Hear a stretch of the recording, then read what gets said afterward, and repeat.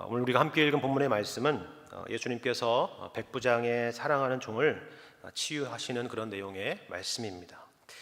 제가 일전에 이 복음서에는 치유에 대한, 예수님의 치유 사역에 대한 내용들이 많이 등장하는데, 이런 내용을 읽을 때 한 가지를 우리가 주의해서 봐야 된다라고 말씀을 드렸습니다. 그것은 무엇이냐면, 이런 치유에 대한 본문을 볼 때 단순히 예수님께서는 병자들을 고치신다, 모든 질병을 고치시는 그런 능력의 분이시다라는 것으로만 보지 말고, 이런 예수님의 치유하시는 이 사건, 이 내용이 어떤 맥락에 있는 말씀이고, 또 이 사건을 통해서 무엇을 우리에게 특별히 가르쳐 주려 하는가 하는 것을 주목해 봐야 된다라고 말씀을 드렸습니다.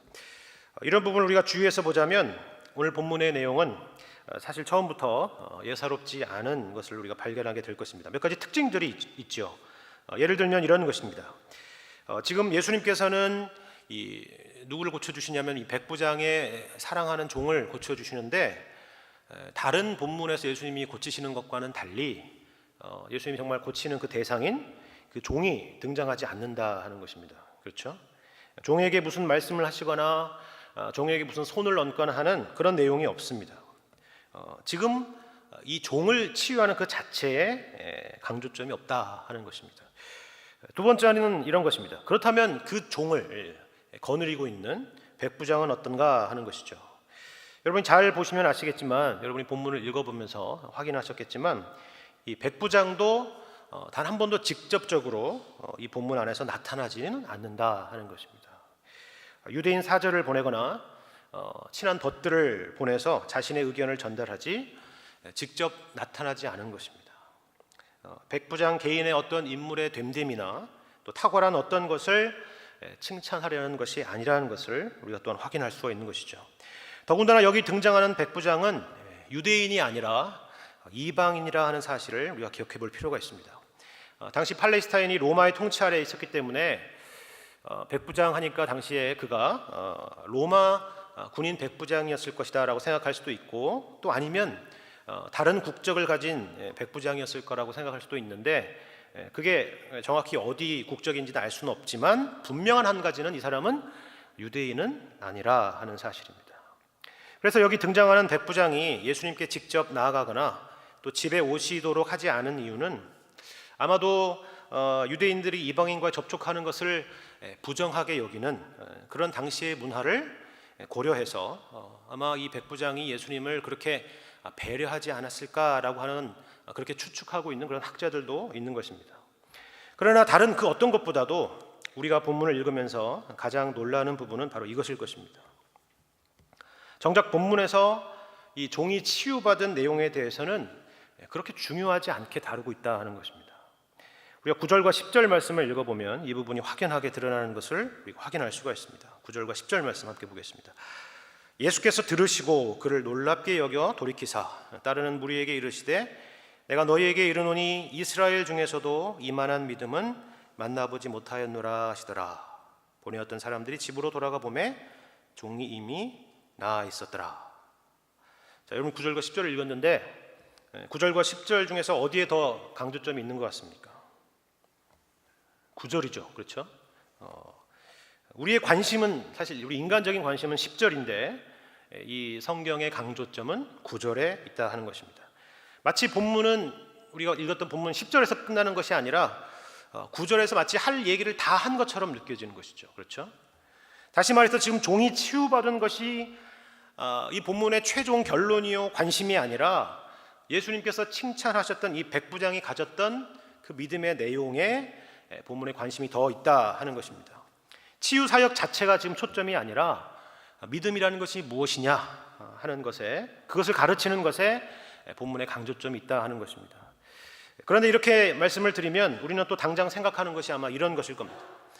도대체 백부장은 얼마나 큰 믿음을 가졌기에 이런 놀라운 기적을 경험할 수 있었을까? 나도 백부장과 같은 믿음을 가진다면 예수님도 나의 이런 소원들을 들어주실 수 있을까? 하는 그런 생각들이 아마 들 것입니다. 다시 말해서 믿음이라는 것에 대한 우리 인간적인 일차적인 관심은 믿음의 대상이 아니라 그 믿음으로 얻게 되는 어떤 결과와 그 결과에 이르기까지, 그 결과에 영향을 미친 그 원인이 무엇인가 하는 것에 우리는 더 관심이 많다 하는 것입니다. 그래서 본문에 대한 이런 맥락에서 우리 나름대로의 제목을 붙이자면 병을 고치는 믿음, 기적을 경험하는 믿음, 이런 것과 같은 것이 될지도 모르겠습니다. 그리고 나서는 과연 이 백부장이 이런 놀라운 기적을 경험할 수 있었던 그 원인이 무엇인가 하면서 우리가 본문을 샅샅이 뒤져서 추적해 볼지도 모르겠습니다. 그렇다면 비결이 뭔가요? 그 비결은 무엇이었습니까? 사람을 보내서 부탁하는 걸 보니까 우리가 이런 문제를 만날 때 직접 기도하지 말고 교회에서 기도 많이 하시는 분한테 부탁해가지고 저희 기도를 좀 대신 해주십시오, 그렇게 부탁하면 되는 겁니까?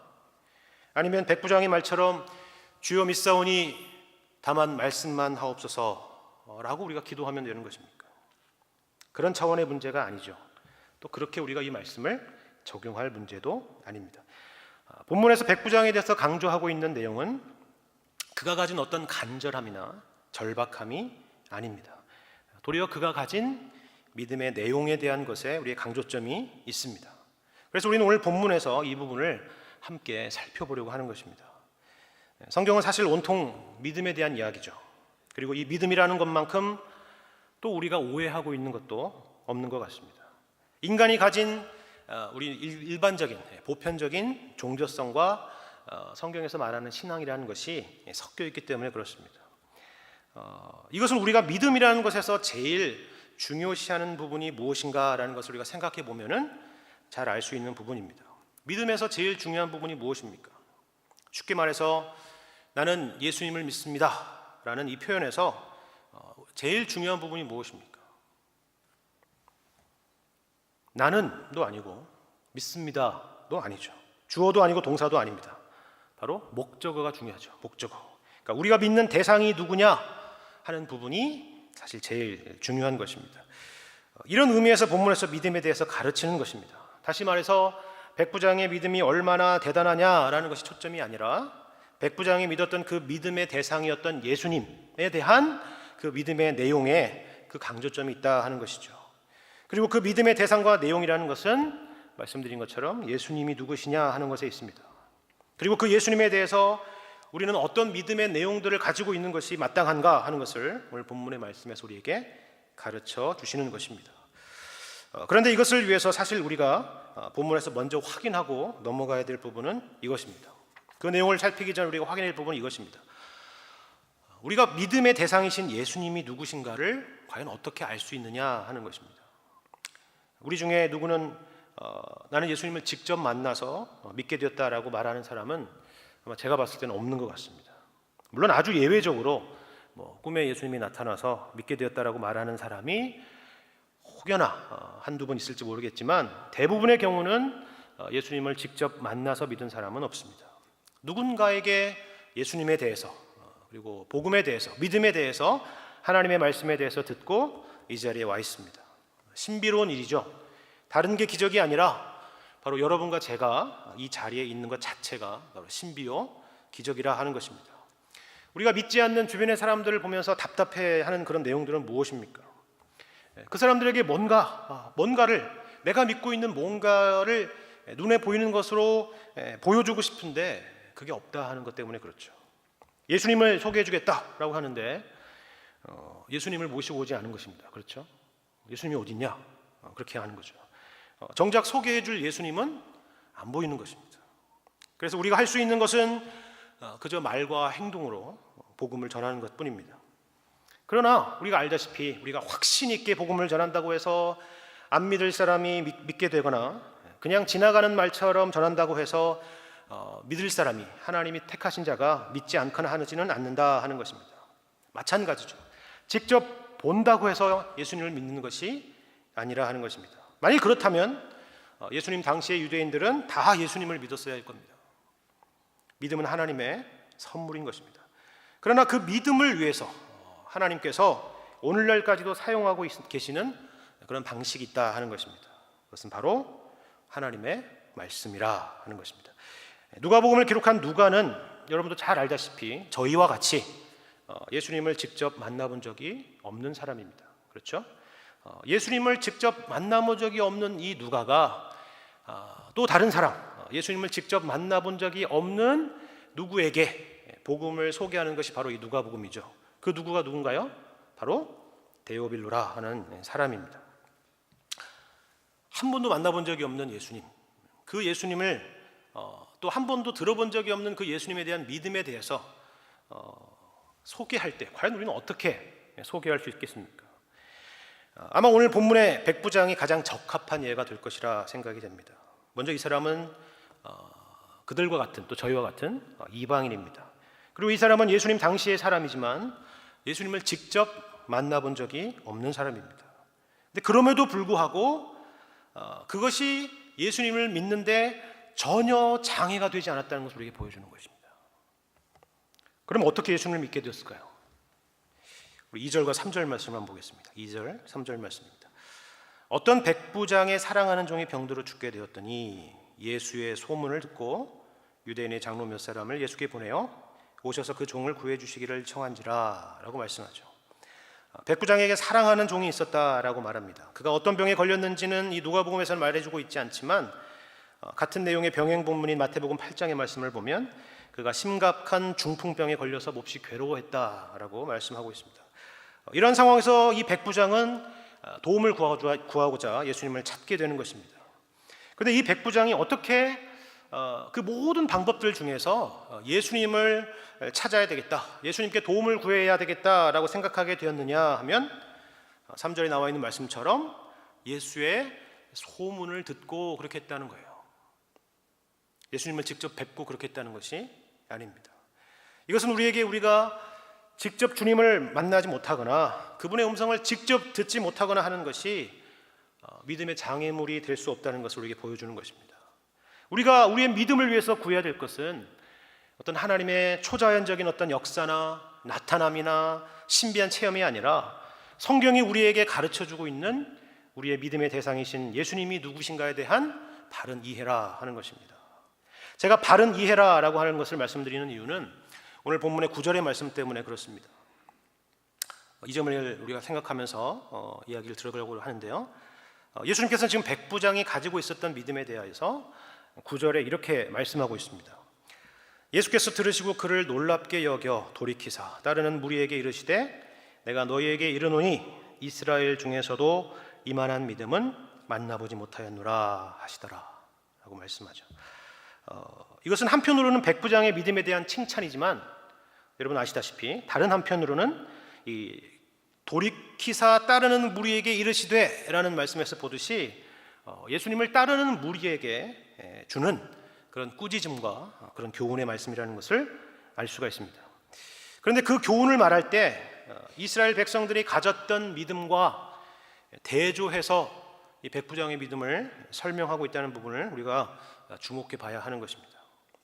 이것은 단순하게 이 백부장의 믿음이 너희들보다 낫다 하는 그 얘기를 하려는 것이 아닙니다. 예수님은 우리가 가진 어떤 것으로, 사실 우리가 스스로 자체적으로 가진 것도 아무것도 없죠. 그러나 우리가 가진 그 어떤 것으로 줄 세우기를 좋아하시는 분이 아니십니다. 자기를 따르는 이 유대인들을, 이 제자들을 아끼시기 때문에 이 말씀을 하시는 것입니다. 우리도 그렇죠. 자녀들이 뭔가 답답하고 또 자녀들이 뭔가 부족한 부분이 있을 때 우리도 모르게 하는 이야기도 있잖아요. 그렇죠? 엄친아, 그렇죠? 엄친아, 엄마 친구 아들 라고 얘기하는 것은 엄마 친구 아들이 잘하니까 나는 너보다 엄마 친구 아들이 더 좋다는 얘기예요? 그게 아니죠.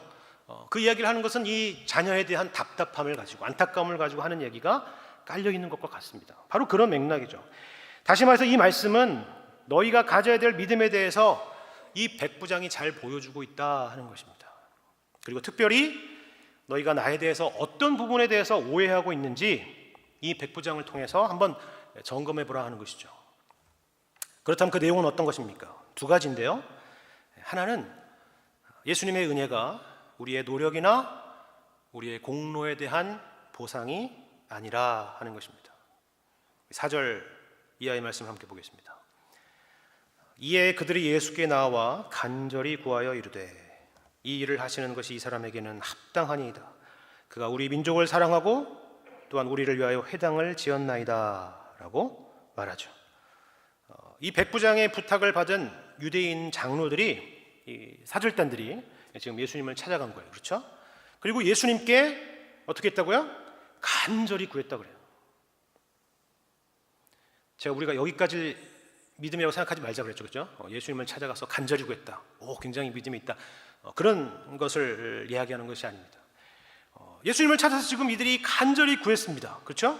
그러면 논리상 무엇이 등장해야 그 다음에 맞죠? 백부장이 부탁한 내용을 전달해야 맞습니다. 그렇죠? 백부장의 종을 고쳐주십시오. 이들이 예수님을 찾아가 예수님을 붙들고 간절히 구하여 이르되 제가 아는 백부장이 있는데 그 백부장의 종의 병을 고쳐주십시오 라고 말해야 논리적으로 맞잖아요. 그런데 그 내용이 이어서 등장하는 게 아니고 그러한 내용이 이어지지 않고 이렇게 말하죠. 예수님께서 이 일을 하시는 것이 합당하다라는 말이 나옵니다. 합당합니다라는 말이 나오죠. 여기서 합당하다라고 번역된 이 헬라어 단어는요, 가치적으로 동등하다라는 그런 의미가 있습니다. 우리가 마치 이렇게 물물 교환을 할 때 서로 같은 가치를 가지고 있는 물건들을 교환하는 것처럼 같은 값어치의 것이라 여기는 것을 교환하는 것 같은 그런 의미를 담고 있는 거예요. 쉽게 말해서 예수님께서 이 백부장의 종을 고쳐주시는 것은 충분히 그럴 만한 가치가 있는 일이라고 얘기하는 것입니다. 그런 대우나 그런 도움을 받을 만한 충분한 가치가 바로 이 백부장에게 있습니다 라고 지금 유대인들이 예수님을 찾아가서 말하는 것이다 하는 것입니다. 그렇다면 그 이유가 무엇이라고 말합니까? 5절에 나와 있는 말씀인데요, 5절 말씀처럼 그 백부장이 우리 민족을 사랑하고 또 우리를 위해 회당을 지어주었기 때문이라 하는 것입니다. 대단한 일을 했죠. 그렇죠? 피지배민 그 유대인들을 위해서 지배자였던 이 백부장이 그들을 사랑하고 그들을 위해서 회당을 지어줬다는 겁니다. 마치 이거는 우리가 일제시대 때 그 일본의 어떤 그 지도자가 우리 민족을 사랑하고 또 우리 민족을 위해서 어떤 교회를 지어줬다는 것 같은 거예요. 그죠? 그런데 지금 이것과 뭐하고 지금 상응하고 있다고요? 무엇을 얘기하고 있다고요? 예수님께서 그러므로 이 백부장의 종을 고쳐주는 것이 합당하다, 당연하다, 동등한 가치에 있다라고 말하고 있다 하는 것입니다. 이것은 이런 말과 같습니다. 주님, 저 사람의 기도를 들어주셔야 됩니다. 저 친구는 우리 가족에게 너무 잘해줬고요, 제가 어려웠을 때 돈도 빌려줬습니다. 그리고 교회에 헌금도 많이 냈고 또 교회에서 봉사도 참 많이 한 사람입니다. 그러므로 저 친구의 기도를 들어주어야 합당합니다 라고 말하는 것과 같습니다. 여러분 맞습니까? 여러분 이러한 신앙의 형태를 우리는 통상 무엇이라고 부르죠? 공로주의라고 합니다. 그렇죠? 공로사상. 하나님을 내가 가진 어떤 열심이나 헌신이나 충성에 대한 보상을 주시는 분으로 이해하는 것입니다. 더 심하게 얘기하자면 자판기와 같은 생각을 갖는 것입니다. 하나님의 은혜라는 것을 우리의 노력으로 우리가 원하는 대로 얻을 수 있다 하는 것입니다. 생각하는 것입니다. 그것과 상응하는 그 어떤 것이라고 생각하는 것이죠. 이것은 인간이 가지고 있는 본성적으로 가지고 있는 종교성이라 할 수 있습니다. 그러므로 인간이 만드는 세상의 대부분의 종교는 사실 대부분 이런 내용들을 다 갖고 있죠. 인간의 헌신과 인간이 바치는 재물과 그리고 치성을 요구하는 그런 신입니다. 그에 따라 소원을 들어주거나 반대로 재앙을 내리거나 하는 그런 신들입니다. 그러나 우리가 믿는 하나님은 너희가 생각하는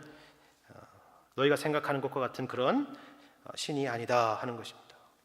단지 우리의 노력에 대해서 보상해 주는 분이 아니라는 건 그런 의미가 아니라 존재론적으로 죄인된 우리는 하나님 앞에서 감히 우리의 어떤 것을 근거로 요구할 수 있는, 무언가를 요구할 수 있는 그런 차원의 존재가 아니다 하는 것입니다. 이어서 등장하는 백부장의 대답을 보면 알 수가 있습니다. 6절과 7절 말씀을 한번 보겠습니다.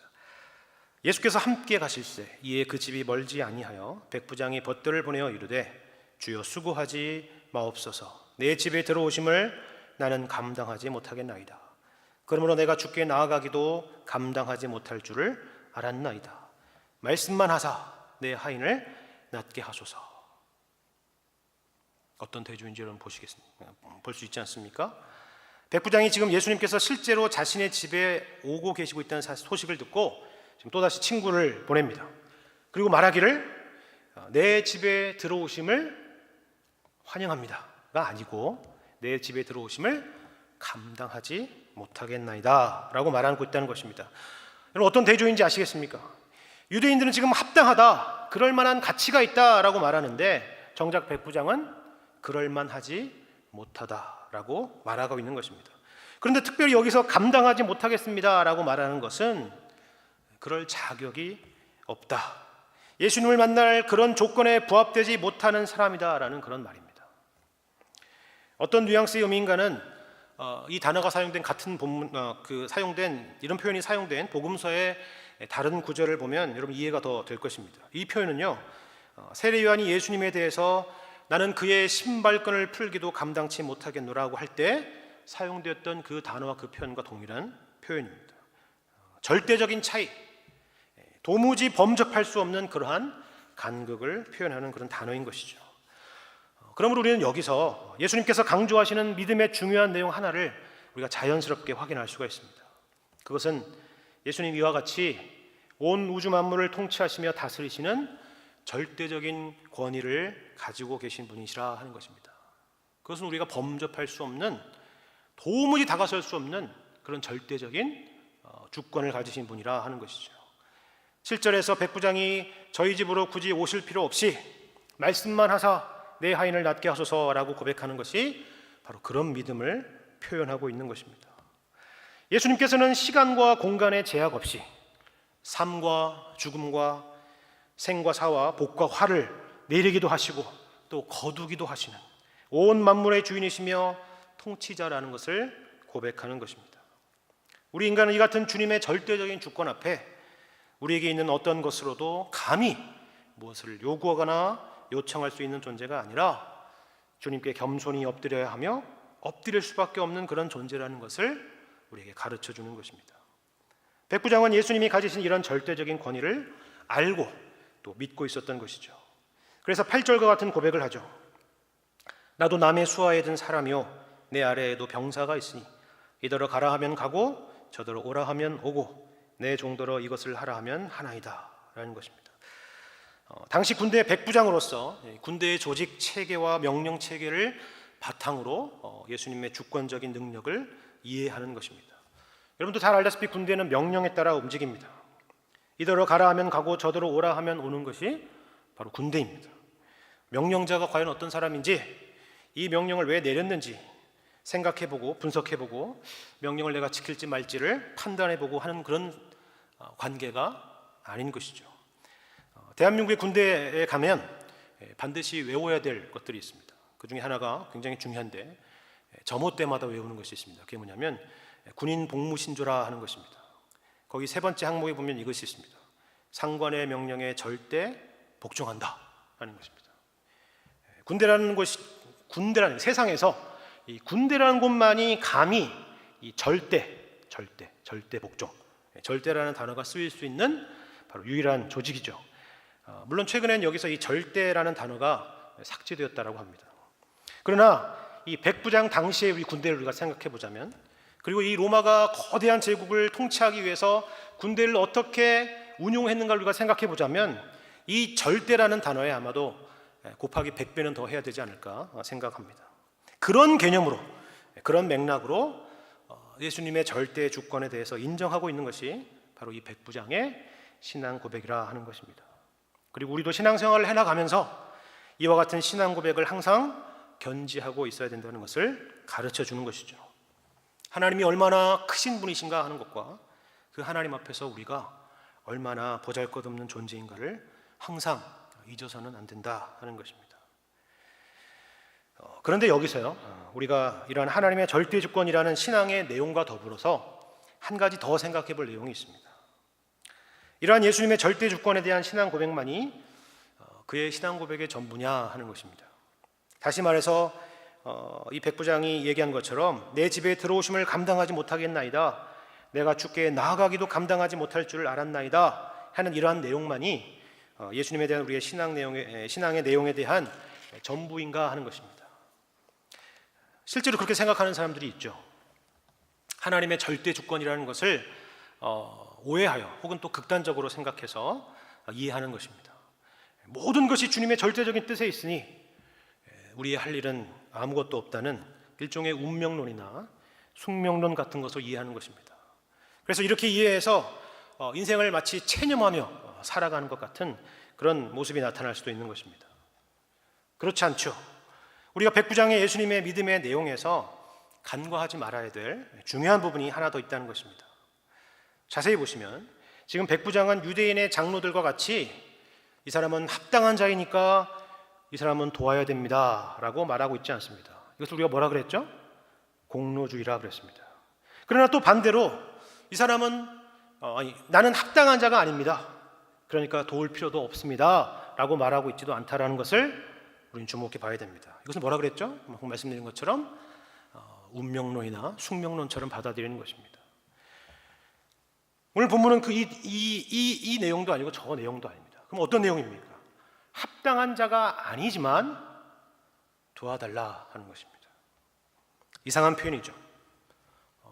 이 두 가지는 굉장히 상반되어 보이는 표현입니다. 우리가 성경에서 이런 표현을 또 어디서 볼 수 있죠? 주여 내가 믿나이다, 나의 믿음 없는 것을 도와주소서 하는 것과 같습니다. 그렇죠? 상반되어 보이는 내용이에요. 합당한 자가 아닙니다, 저는 감히 그런 하나님의 은혜를 받을 존재가 아닙니다, 그러나 도와주십시오. 이 얼마나 이 상반된 내용을 갖고 있습니다. 그러나 이 상반되어 보이는 이 표현이 바로 우리가 하나님의 은혜의 보좌 앞에 담대히 나아갈 수 있는 믿음의 중요한 내용이라는 것을 우리가 잊어서는 안 될 것입니다. 우리가 앞서 확인한 것처럼 우리는 주님의 은혜를 받기에 합당하지 않은 존재입니다. 우리가 감히 주 앞에 내세울 것은 아무것도 없죠. 이사야 선지자가 말한 대로 우리의 의는 다 더러운 옷과 같습니다. 우리가 가진 무엇을 근거로 감히 하나님께서 나에게 이러한 은혜를 베풀어 달라고 요구할 수가 있겠습니까? 그럴 만한 것은 우리에게 아무것도 없습니다. 그렇다면 이 백부장이 그럼에도 불구하고 감히 도와달라라고 요청할 수 있는 근거는 무엇입니까? 그것은 바로 내가 아니라 예수님이기 때문에 있습니다. 바로 예수님 때문이었습니다. 예수님의 말씀과 그리고 예수님께서 행하신 그 일 때문이었다는 것을 기억하시기 바랍니다. 그것을 듣고 또 그것을 보았기 때문에 그렇게 요구하며 요청할 수 있다는 것입니다. 그럼 어떤 내용입니까? 백부장이 유대인들을 위해서 한 일 중에 하나가 있었다고 말씀을 드렸어요. 그렇죠? 그게 뭐죠? 회당을 지은 일이 있었습니다. 그렇죠? 그게 뭐 특별하냐라고 얘기하는데 여기서 제가 약간 소설적인 상상력을 생각해 보자면 아마 예수님도 이 가버나움의 이 백부장이 크게 돈을 내서 지었던 이 가버나움 회당에서도 분명히 안식일에 늘 하시던 대로 설교를 하셨을 것 같습니다. 그리고 그는 앞서 확인한 대로 이곳에서 말씀하셨던 그 놀라운 말씀과 예수에 대한 여러 소문들을 들었을 것입니다. 그 회당에서는 아마도 우리가 앞서 확인했던 것처럼 나사렛 회당에서 읽으셨던 그런 이사야서의 말씀도 포함되었을지도 모르겠습니다. 우리가 앞서 누가복음 4장 말씀을 보시면 그런 내용이 등장하는데 한번 찾아보겠습니다. 누가복음 4장 16절 이하의 말씀입니다. 누가복음 4장 16절 이하의 말씀. 예수님께서 나사렛 회당에서 어떤 말씀을 읽으시고 또 설교를 하셨는가에 대해서 나오는 말씀입니다. 4장 16절 이하의 말씀입니다. 예수께서 그 자라나신 곳 나사렛에 이르사 안식일에 늘 하시던 대로 회당에 들어가서 성경을 읽으려고 서심해 선지자가 이사야의 글을 들이거늘 책을 펴서 이렇게 기록된 데를 찾으시니 곧 주의 성령이 내게 임하셨으니 이는 가난한 자에게 복음을 전하게 하시려고 내게 기름을 부으시고 나를 보내사 포로된 자에게 자유를 눈먼 자에게 다시 보게 함을 전파하며 눌린 자를 자유롭게 하고 주의 은혜의 해를 전파하게 하려 하심이라 하였더라. 책을 덮어 그 맡은 자에게 주시고 앉으시니 회당에 있는 자들이 다 주목하여 보더라. 이에 예수께서 그들에게 말씀하시되 이 글이 오늘 너희 귀에 응하였느니라 라고 말씀하시죠. 예수님께서 이 땅에 오신 목적에 대한 말씀입니다. 그것은 가난한 자에게 복음이 전파된다 하는 것입니다. 포로된 자에게 자유를, 눈먼 자에게 다시 보게 함을 전파하고 눌린 자를 자유롭게 하고 주님의 은혜의 해를 전파하는 것입니다. 그리고 이러한 말씀만을 선포하신 것이 아니라 실제로 우리가 말씀을 통해서 확인하듯이 이러한 일들을 행하시며 하나님 나라를 선포하셨던 것입니다. 그런데 말씀처럼 이 하나님 나라의 통치자로 오셨던 예수님께서는 다만 이 세상의 권력자나 백부장이 소속된 군대에 상관 같지가 않은 것입니다. 가난한 자에게 복음을 전하고 주의 은혜의 해를 전파하는 절대 주권자이십니다. 우리에게 어떤 명령을 하고 그 명령을 복종하지 않으면 심판하여 처벌하시는 그런 세상의 군주나 군대의 사령관 같은 분이 아니라 도리어 죄인들을 용서하시고 병든 자를 고치시고 또 연약한 자를 긍휼히 여기시는 온 우주의 최고의 주권자인 것입니다. 절대 권력과 그리고 무한한 긍휼과 사랑, 전혀 어울릴 것 같지 않은 이 두 가지의 내용이 바로 예수 그리스도라는 한 인격과 그분의 삶 안에 나타나 있는 것을 이 백부장은 소문을 들어서 알았던 것이고 그것을 믿고 감히 주께 나아가는 것입니다. 내가 주님께 도움을 요청할 만한 그런 자격이 없고 그것을 감당할 수 없는 사람이지만 주님이 이런 분이심을 선포하셨고 그렇게 행하셨기 때문에 그것을 보고 그것을 듣고 주님의 은혜를 구하며 나아갈 수 있었다 하는 것입니다. 더군다나 이 백부장은 이러한 예수님에 대한 믿음의 내용을 단지 개념이나 어떤 지식으로만 갖고 있지 않았다 하는 것을 우리는 확인하게 됩니다. 어떤 위기나 상황이 닥쳤을 때 써먹기 위한 것으로, 그때 기도하기 위한 것으로 이런 믿음의 내용을 갖고 있었던 것이 아닙니다. 기도할 때만, 우리가 주님께 뭔가를 요청할 때만 이 믿음을 가지고 나아가는 것이 아니라 하는 것입니다. 그 증거가 그의 삶에 있습니다. 여기 나와 있는 이 백부장과 이 종이라는 사람은 얼마나 이 양극단에 있는 신분입니까? 그렇죠. 당시 백부장은 권력과 부를 거머쥐고 있는 사람이었습니다. 특히 전시에는 군대의 장관이나 군대의 사령관이 얼마나 막강한 권력과 힘을 가지고 있고 또 재력을 가지고 있는지 우리는 잘 알고 있습니다. 그에 비해서 종은 자신의 것이 없는 존재입니다. 그런데 백부장이 이 종을 아낍니다. 그리고 이 백부장이 피지배민인 유대인을 사랑합니다. 지금 제가 백부장이 얼마나 착한 사람인가, 훌륭한 사람인가, 그래서 예수님이 이 일에 대해서 얼마나 감동하셨는가를 말씀드리는 것이 아닙니다. 예수님에 대한 믿음의 내용이 입술과 머릿속의 개념으로만 있지 않고 삶으로도 가지고 있었다는 것을 보여주는 것입니다. 입술의 고백과 삶의 고백을 함께 가지고 있었다는 것입니다. 인테그리티가 있었다는 것입니다. 하나님의 의로우신 통치가 그의 마음 가운데 있었기 때문인 것입니다. 이미 하나님 나라가 그의 마음 가운데 임했고 그 나라를 사모하며 살았기 때문에 그렇습니다. 우리의 믿음의 내용은 어떻습니까? 여러분에게 하나님은 다만 두려우신 통치자이십니까? 아니면 긍휼하시며 우리를 연민하시는 은혜의 통치자이십니까? 그리고 그러한 믿음의 내용을 입술로만 갖고 계십니까? 아니면 삶의 고백과 내용으로도 갖고 계십니까? 바라기는 주님이 오시는 그날까지 성령님의 도우심으로 예수님에 대한 이러한 믿음의 내용들을 하나도 잃지 않고 끝까지 붙들며 살아가시는 복된 인생 되시기를 주님의 이름으로 간절히 축원합니다. 함께 기도하겠습니다.